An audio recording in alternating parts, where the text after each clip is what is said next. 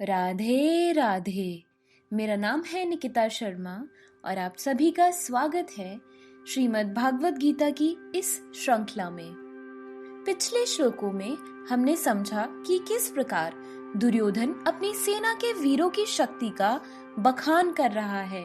वह पितामह भीष्म की शक्ति का बखान करते हुए निश्चिंत होकर कहता है कि पांडवों की सेना में भीम पितामह भीष्म का मुकाबला नहीं कर पाएगा क्योंकि भीष्म ज्यादा अनुभवी हैं।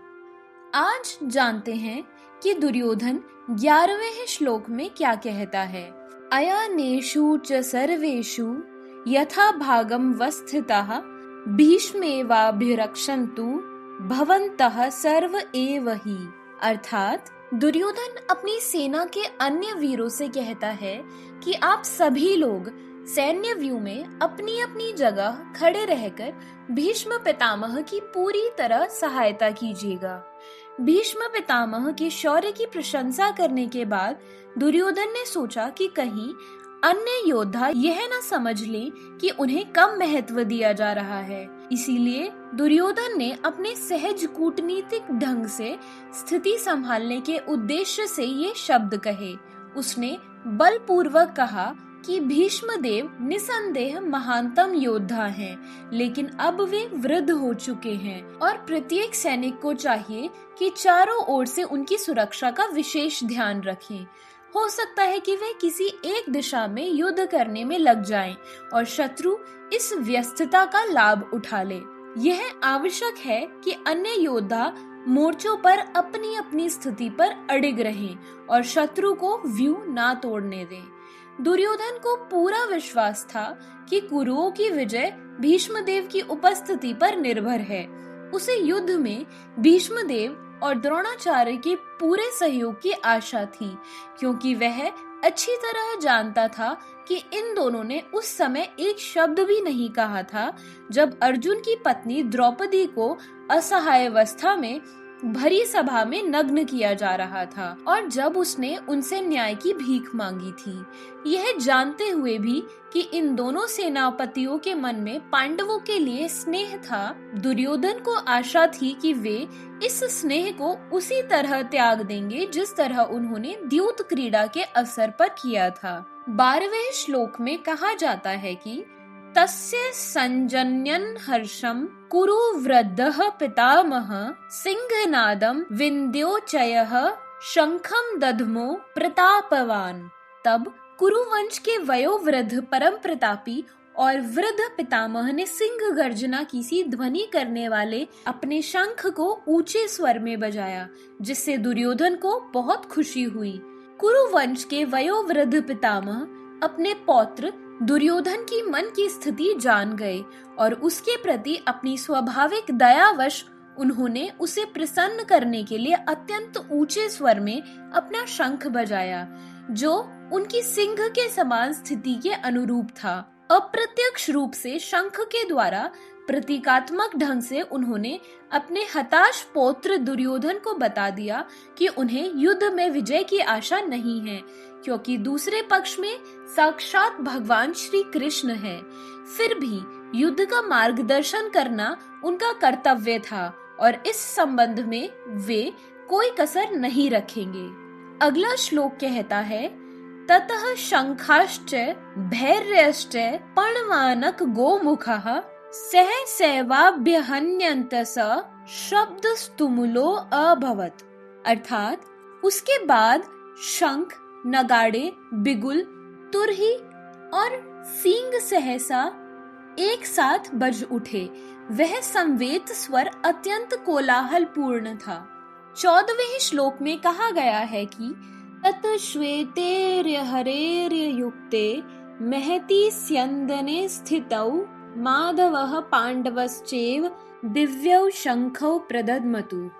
अर्थात दूसरी ओर से सफेद घोड़े द्वारा खींचे जाने वाले विशाल रथ पर विराजमान कृष्ण तथा अर्जुन ने अपने अपने दिव्य शंख बजाए। भीष्मदेव द्वारा बजाए गए शंख की तुलना में कृष्ण तथा अर्जुन के शंखों को दिव्य कहा गया है। दिव्य शंखों के नाद से यह सूचित हो रहा था कि दूसरे पक्ष की विजय की कोई आशा न थी, क्योंकि कृष्ण पांडवों के पक्ष में थे। जयस्तु पांडुपुत्राणाम येषा पक्षे जनार्दनः। जय सदा पांडु के पुत्र जैसों की ही होती है, क्योंकि भगवान कृष्ण उनके साथ हैं, और जहाँ जहाँ भगवान विद्यमान हैं, वहीं वहीं लक्ष्मी जी भी रहती हैं, क्योंकि वे अपने पति के बिना नहीं रह सकती। जैसा कि विष्णु या भगवान कृष्ण के शंख द्वारा उत्पन्न दिव्य ध्वनि से सूचित हो रहा था, विजय और श्री दोनों ही अर्जुन की प्रतीक्षा कर रही थी। इसके अलावा जिस रथ में दोनों मित्र आसीन थे, वह अर्जुन को अग्नि देवता द्वारा प्रदान किया गया था, और इससे सूचित हो रहा था कि तीनों लोकों में जहाँ कहीं भी यह जाएगा, वहाँ विजय निश्चित है।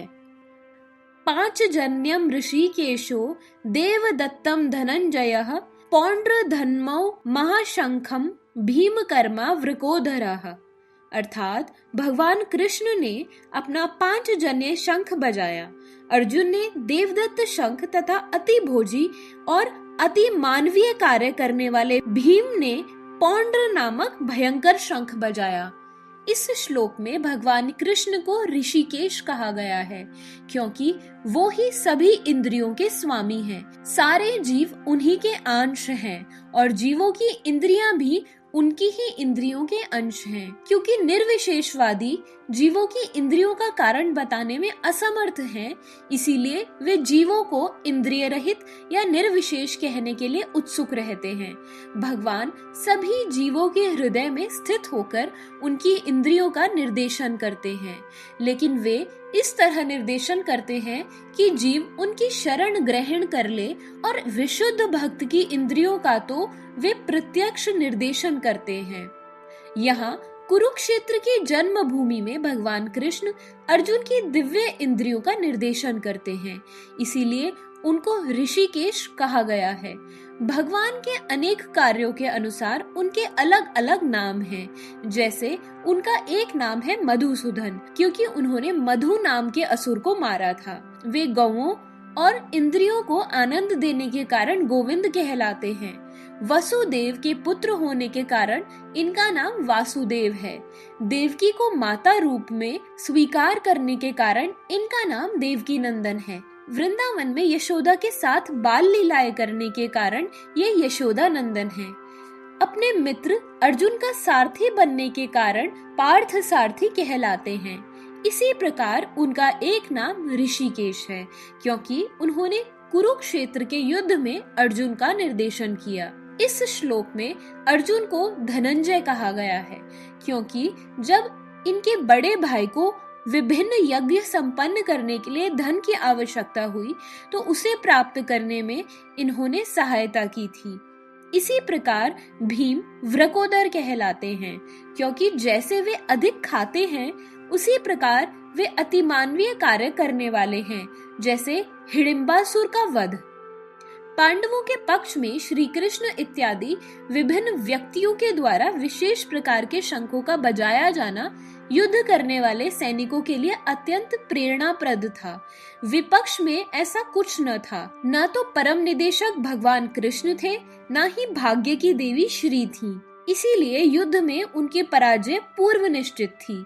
शंखों की ध्वनि मानो यही संदेश दे रही थी। आज की हमारी वीडियो यहीं तक थी। हमें इस वीडियो के बारे में अपने विचार कमेंट सेक्शन में जरूर बताएं, ताकि हमें पता चल सके कि आप सभी लोग श्रीमद् भागवत गीता की इस श्रृंखला में हमारे साथ हैं। अगले वीडियो में जानते हैं कि संजय धृतराष्ट्र को युद्ध भूमि का हाल बताते हुए क्या कहते हैं। तो इसी के साथ आज की वीडियो समाप्त करते हैं और मिलते हैं अगली वीडियो में।